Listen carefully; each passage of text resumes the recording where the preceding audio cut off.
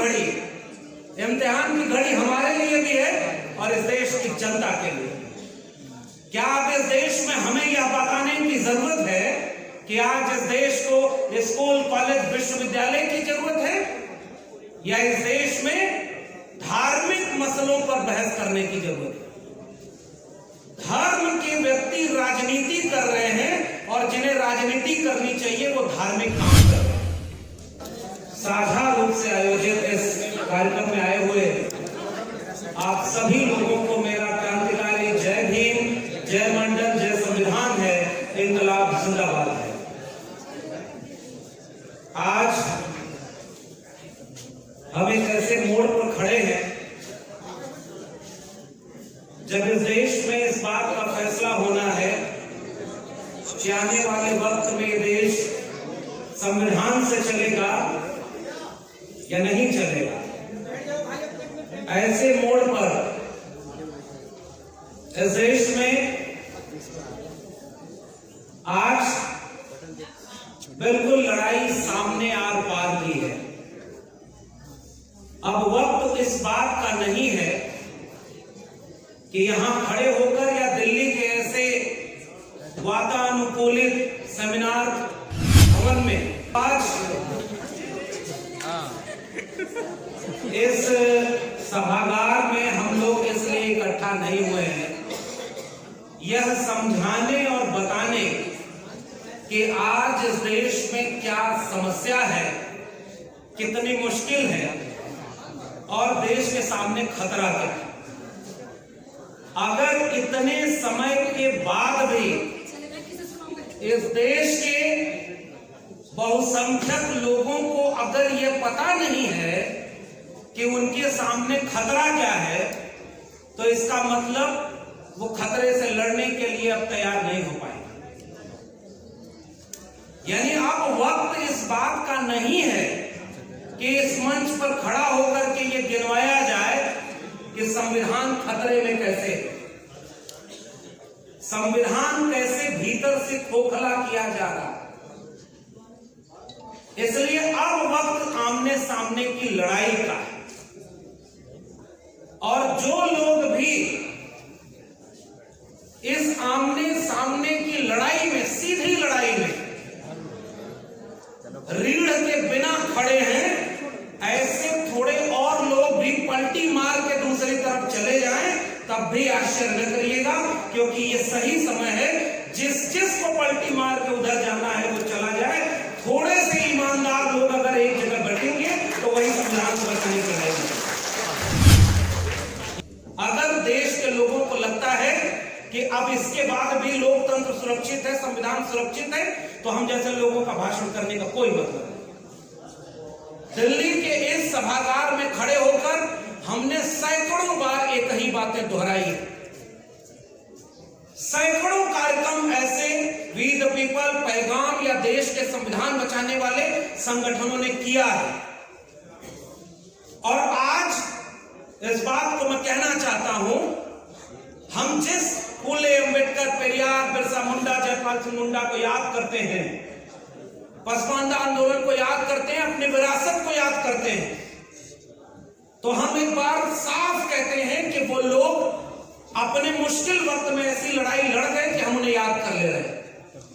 और अगर आज ऐसे वक्त में हम अपने हिस्से की लड़ाई नहीं लड़ पाए तो आने वाली पीढ़ियां हमें जरूर याद करेंगी, लेकिन इस रूप में याद करेंगी कि तुम्हारे सामने जब लड़ने का वक्त आया तो तुम पलटी मार रहे थे और इस बात का इंतजार कर रहे थे कि नेताओं के भरोसे लड़ी जाएगी लड़ाई। नेताओं के भरोसे लड़ी जाएगी निश्चित रूप से।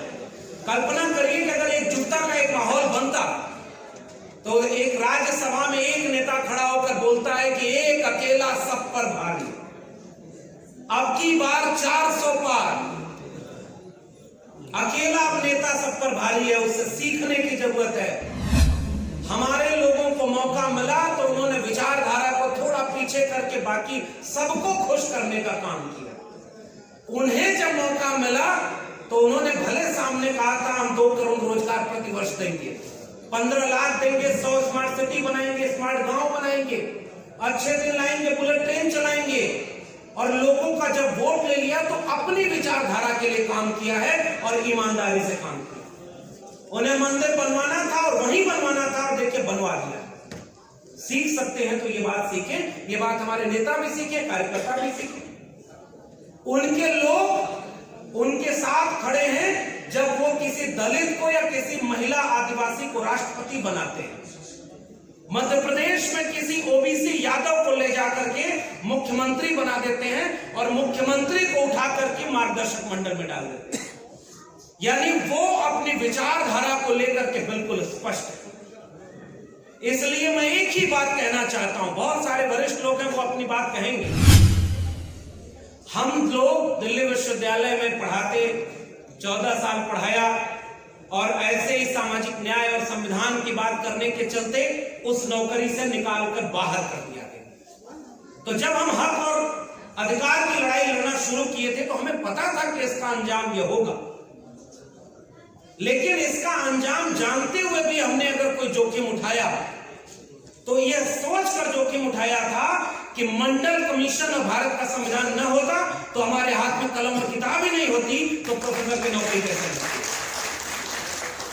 बहुत सारे प्रोफेसर लोग वहां बैठे हुए हैं, देश में बहुत सारे बुद्धिजीवी हैं और सब लोग अगर अपनी जिम्मेदारी निभाने लगे तो फिर कौन संविधान को छेड़ सकता है।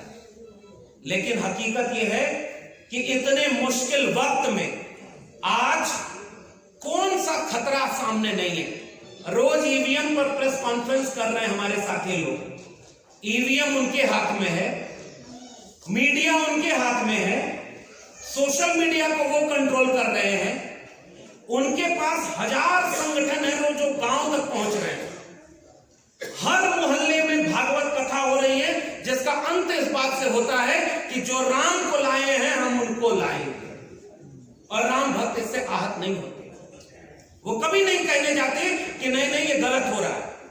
उनके धर्म के मानने वाले लोगों ने कहा कि ये राजनीति हो रही है, लेकिन फिर भी उनको कॉन्फिडेंस है कि चुनाव वही जीतेंगे। लेकिन एक बात बताइए, अगर एक अकेला सब पर भारी था, उन्हें इस बात का कॉन्फिडेंस था कि वो अकेले लड़कर जीत लेंगे, तो गठबंधन तोड़ने की जरूरत क्या थी। वो कह देते दिल्ली से कि हमें इनकी जरूरत नहीं है, हम अकेले बिहार में लड़ेंगे और किसी को हमें अपने साथ लेने की जरूरत है।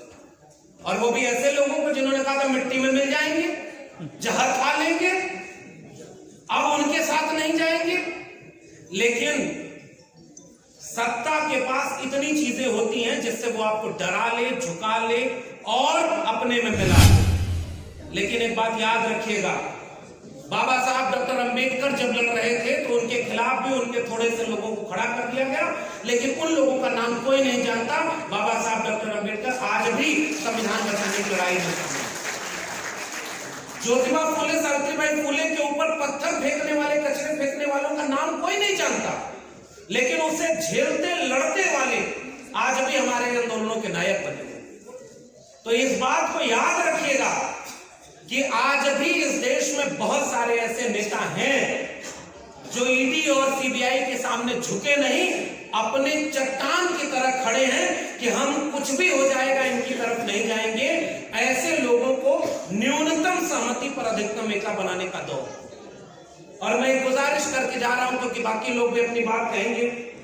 गुजारिश इस बात की, उनका एजेंडा क्लियर, अब इस देश के लोगों का एजेंडा क्लियर होना चाहिए। अगर उन्हें मंदिर मस्जिद के नाम पर वोट देना है तो फिर इस देश में आप क्या लड़ाई लड़ेंगे और कैसे बचाएंगे। अगर स्कूल कॉलेज विश्वविद्यालय के नाम पर वोट देना होगा तब शायद हम थोड़ी बहुत लड़ाई लड़ करके कुछ बचाने की कोशिश करेंगे।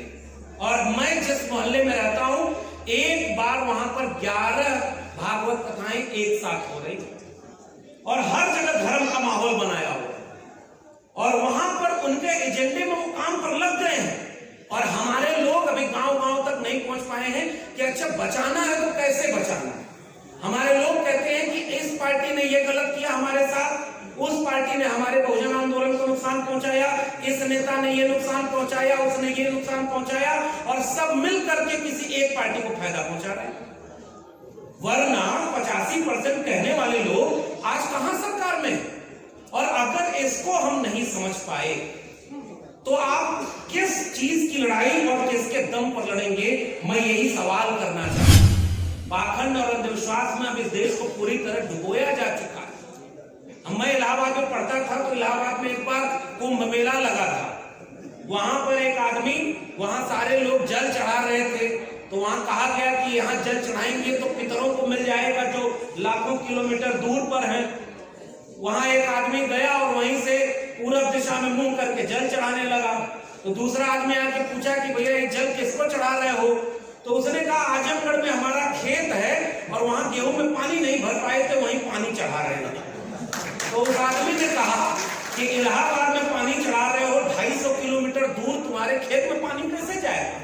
तो कहा हमने देखा यहाँ 2.5 करोड़ किलोमीटर दूर पितरों को पानी यहीं चढ़ाने से पहुंच जा रहा है, तो हमारे खेत में पानी क्यों नहीं जाएगा? ऐसे तर्क करने वाले लोग अब इस देश में या तो जेल में हैं या अब बोलना बंद कर चुके हैं। बहुत थोड़े से लोग हैं जो इस तरह की बातों को समझ और बोल पा रहे, क्योंकि अब हमारे गांव के लोगों को पता ही नहीं कि आरक्षण कैसे छीना गया। उनको पता ही नहीं कि इस देश में दलितों, पिछड़ों, आदिवासियों के साथ अन्याय क्या हुआ था। उन्हें चिंता ही नहीं कि उनके विश्वविद्यालयों में कितने प्रोफेसर बने बैठे हैं और प्रोफेसरों को कैसे निकाला जा रहा है। हमें नौकरी से निकाल दिया गया। डॉक्टर रितु वहां आंदोलन कर रही हैं, उनको साजिश करके निकाल दिया गया। प्रोफेसर रतन लाल बैठे हुए हैं, आज तक इनका प्रमोशन नहीं हुआ। हमारे यहाँ जितने लड़ने वाले लोग हैं उनको नौकरी से निकाला जा रहा है और हम बचा नहीं पाए। सवाल 2-4 लोगों की नौकरी बचाने का नहीं है। हम भी जब लड़ रहे थे तो हमें पता था कि हमारी नौकरी चली जाएगी, मगर हमें इस बात का एहसास था कि हमारी नौकरी रहे या जाए, हमारा करियर बर्बाद हो या बच जाए, इससे ज्यादा बड़ा सवाल यह है कि इस देश का संविधान बचेगा या नहीं, और उसके लिए हमें लड़ाई करना। तो अगर 24 के बाद इस देश में संविधान नहीं बचा, तो जितने लोगों को लगता है कि मेरे कॉलर तक अभी आंच नहीं आ रही है, मेरी नौकरी सुरक्षित है, हमारा घर सुरक्षित है, तो हम बार बार एक बात कहते हैं, जलते घर को देखने वालों, फूस का छप्पर आपका है, आग के पीछे तेज हवा है, आगे मुकद्दर आपका है। उनके कत्ल पे मैं भी चुप था, मेरा नंबर अब आया, मेरे कत्ल पे आप भी चुप हो, अगला नंबर आपका। और एक ही सूत्र है। लोग यह भी समझा रहे हैं कि ईवीएम हैक हो रही है, कोई जन आंदोलन खड़ा हो पाया क्या? लोग यह भी समझा रहे हैं कि विश्वविद्यालयों को पूरी तरह प्राइवेट हाथों में बेच दिया। लोग स्कूल, कॉलेज, विश्वविद्यालय बचाने आ रहे हैं क्या? जिले इलाही अभी कल भाषण दे रहे थे विद्यार्थियों को परीक्षा पर चर्चा। वह आदमी भाषण दे रहा है जिसका खुद का डिग्री संदिग्ध है। अभी तक क्लियर नहीं है कि कितना पढ़े हैं, चौथी पास हैं या बीए एमए किए हैं, इंटायर पॉलिटिकल साइंस किए हैं, और उन पर कोई टिप्पणी नहीं करना चाहता। वहां बैठकर वो लोगों का भविष्य बनाने की बात करते हैं कि तुम्हारा कंपटीशन तुमसे है, विद्यार्थियों तुम इस देश के भविष्य हो, तुम्हें हम चर्चा करके बता रहे हैं कि पढ़ाई कैसे करनी चाहिए। और वही जिले इस देश में शिक्षा को पूरी तरह प्राइवेट हाथों में बेच चुके हैं। वो विद्यार्थियों को नहीं बताएंगे, अब हमें बताना होगा ना। वो तो सरकार में पूरे देश के लोगों को आह्वान करना चाहता। एक मुद्दा अगर हम बना लें, उसके साथ ईवीएम जोड़ लीजिए, उसके साथ स्कूल, कॉलेज, विश्वविद्यालय जोड़ लीजिए, वो है जाति जनगणना, जिसकी जितनी संख्या भारी उसकी उतनी हिस्सेदारी। और इसके लिए जरूरत केवल इतनी है, दलित को दलित से लड़ा रहे हैं, ओबीसी को ओबीसी से लड़ा रहे हैं। अभी मैं बैठा था तो हमारे पास एक सज्जन आए और कहे कि बहुजन नेताओं को एक करने के लिए हमें कुछ करना चाहिए। अरे इतना बड़ा खतरा सामने आने के बाद जो नेता एक नहीं हो रहे हैं, अब उनको हालात पर छोड़ दीजिए, उनका फैसला जनता करे कि अगर एक नहीं हो रहा है तो वो किसका फायदा कर रहे हैं। इस पर मैं और कोई टिप्पणी नहीं करूंगा। अगर इतनी मुश्किल में जो पार्टी सबसे मजबूत है, जिसके पास ईवीएम है, पैसा है, मीडिया है, सब कुछ है, आरएसएस है, वो फिर भी ऐसे लोगों को अपने सरकार और अपने गठबंधन में ले रही है जो उनके खिलाफ दिन रात गाली देते थे। और हम लोग केवल ये देख रहे हैं कि ये प्योर अम्बेडकराइट नहीं है। इन्होंने आज से 20 साल, 15 साल, 10 साल पहले गलती की थी, इन्होंने बहुजन आंदोलन को नुकसान पहुंचाया। हम प्योर लोग एक जगह होंगे, तो प्योर लोग अगर बिखरे रहेंगे तो फिर किसका साथ देंगे? इसलिए केवल एक गुजारिश, 10 बातें अगर हैं, 10 में 6 जगह हमारा झगड़ा हो सकता है। अगर 4 जगह हम एकजुट हैं तो आइए 4 मुद्दों पर एक जगह खड़े हो जाएं। अगर बचेंगे तो बाकी 6 मुद्दे बैठकर सुलझा लेंगे। अगर बचेंगे ही नहीं ये प्योर होने में कि 10 में 10 गुण मिल जाए तब हम एकजुट होंगे, तो फिर मुबारक हो, आपके लिए 2024 का भारत इंतजार कर रहा है। मगर फिर ये ना कहिएगा कि आपको कोई समझाया नहीं। ये बात हमें और आपको भी समझनी है। अगर एकजुटता का संदेश समाज में दे तो मुझे अभी भी एक यकीन बचा हुआ है, समाज एकजुट हो जाएगा तो वो दबाव नेताओं पर भी डालेगा कि आपको भी एकजुट हो जाना चाहिए। और नहीं एकजुट होते हैं तो इम्तिहान आपका है। मैं केवल एक गुजारिश करना चाहता हूं, जो इस देश में संविधान विरोधियों को सत्ता से उतारे उसके साथ खड़े हो जाइएगा। अगर संविधान बचेगा तो बाकी लड़ाई हम लड़ेंगे।